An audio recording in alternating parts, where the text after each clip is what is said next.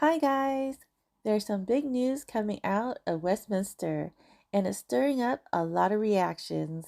If you don't know, Westminster is in Orange County, California, and it is also home to the world-renowned Little Saigon. It is one of the largest Vietnamese American communities in the United States. Last week, the Westminster City Council voted 4-1 to add Charlie Kirk Way underneath existing All-American Way street signs. The original name stays the same, but in smaller font, you'll now see Charlie Kirk Way added right below it. City staff say the new signs will cost around $3,000 to purchase and install. And just to be clear, this is not a full street renaming.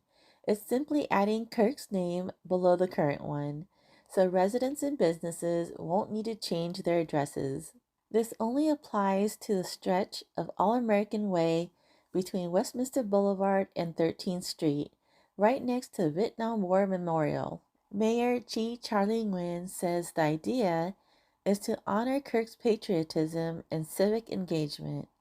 But reactions are mixed. Supporters are saying, Love it. Finally, someone who stands for freedom. critics are asking, why are we honoring a national political figure who has no ties to Westminster? and then you have people who are complaining about the cost. $3,000 for this? That money should go to parks or schools. But wait, that's not all. Council member Amy Fan West, who supported the measure, also introduced a separate proposal for a new city holiday called Charlie Kirk Day, which is to be on October 14th, his birthday. That vote passed 3-2. She also complained that Kirk's name on the street signs wasn't big enough. Her exact words were, if we're going to honor someone, honor them correctly and properly. Now, for some context, all of this is happening just weeks after Charlie Kirk's sudden and tragic death. The conservative activist known for founding Turning Point USA was fatally shot at Utah Valley University back in September, and tributes have been happening nationwide. Some say that timing played a big role in the council's decision. Mayor Nguyen, who is also running for Congress, said the goal isn't to cause division, but to recognize someone who inspired young Americans to think critically, get involved, and appreciate freedom. But not everyone agreed. Vice Mayor Carlos Manzo, the council's lone Democrat, argued that Kirk had no real connection to Westminster and said that the city shouldn't involve itself in national political figures, especially when so many local heroes, including the historic Mendez family who fought school segregation, still haven't been honored in the same way. A lot of residents echoed that sentiment, calling the move more political than meaningful. So what do you guys think about the city's decision?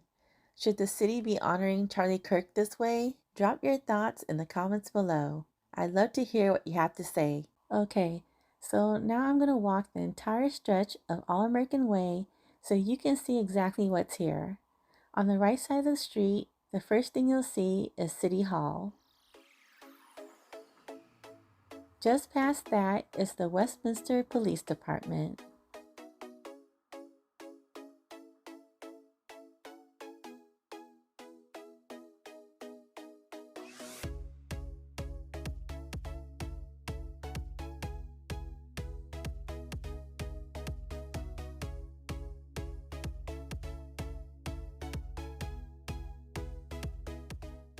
And after that, it's mostly just a parking structure. Once you reach the end, you hit 13th Street, and that's pretty much the full length of All-American Way on this side.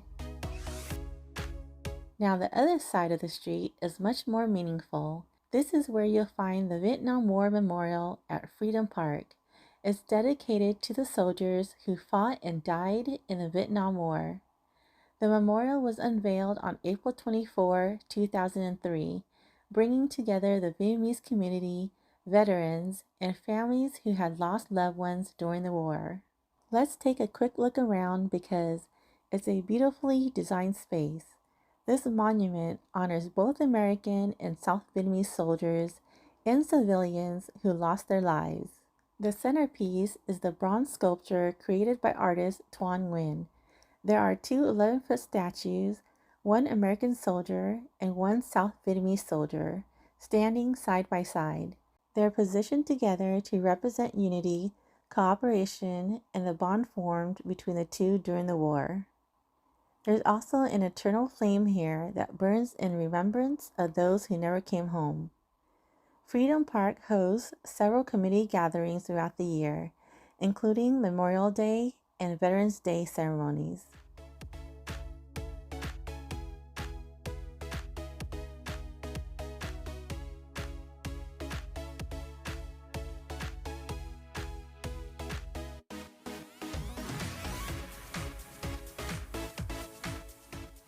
Just next to the park is Coastline College.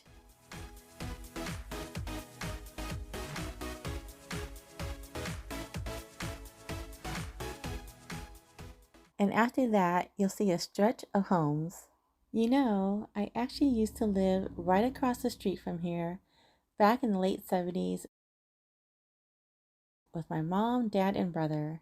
There's a row of apartments just on the other side of All American Way, and we lived in one of them until I was about 5 before moving to Huntington Beach. I haven't stepped foot in that apartment complex in over 40-something years. I've driven by it plenty of times, but I never stopped to look around. Since I'm already nearby filming this video, I figured, why not let's go check it out? And you guys can come along with me. And on the way there, I'm going to tell you a little story. I still remember the day my friend and I saw a fireworks stand next to the 7-Eleven on the corner. I was 5 years old, she was 7, and she lived in the same apartment complex. We were standing somewhere around this area and had decided that on the count of 3, we'd run across the street to look at all the fireworks. Well, she ran, and I chickened out and stayed on the sidewalk. She got hit by a car, and I'll never forget seeing her later on crutches with her little leg in a cast. That memory has stayed with me my whole life. Well, here it is, guys. This is where I used to live with my family over 40 years ago. And somehow, after all this time, I still remember the exact apartment. The corner unit right there under the stairs. Standing here now brings back so many memories, and it's hard to even describe what this moment feels like. It's emotional in a way I wasn't expecting. It's like stepping straight back into my childhood, and it hits a little deeper because my mom has already passed. I can still picture her sitting inside at her sewing machine, making matching outfits for my brother and me. Well, before I start tearing up, let me share with you my next memory. The Westminster Library is right here on 13th Street. And when I was little, my dad used to take me here all the time since we lived so close. We'd go to the kids section to read books, do puzzles, and play board games. This is what the inside of the library looks like today. It's been modernized, and it definitely didn't look like this back then. Simple memories, but they're the kind that stay with you. Fast forward to the late 80s, I was in 10th grade when my family moved back to Westminster, so I enrolled at Westminster High School. And out of nowhere, I saw someone who stopped me in my tracks. It was the same friend who'd been hit by that car all those years ago. It just blew my mind that our paths had crossed again. When I was 16, I passed my driving test at the Westminster DMV and got my license. And let me tell you, the guy who tested me was totally flirting with my mom afterward. That might have played a small role in me passing my test. Also at 16, I had started working at Sears inside of the Westminster Mall. If you guys watched my Dead Mall video, then you guys already know that whole story. And if you haven't seen it, I'll link it in the description of this video because I share a lot of memories in that one too. Now we're in the 90s and I'm in my 20s. One of my best friends used to work at the Westminster City Hall for years, but later got a job in a different city. Around that same time, my then boyfriend got drunk and shot at my neighbor's trailer. He couldn't stand the old man who lived next to us, We both got arrested and taken to the Westminster Police Department, but I was released a few hours later after questioning. I do want to say that after my boyfriend was released from jail a few days later, he did go over to the old man's trailer and apologize. He also fixed the small hole that was caused by the bullet. And now here I am in 2025, back in Westminster, talking about the new street signs. Kind of funny how life circles you right back to where everything started.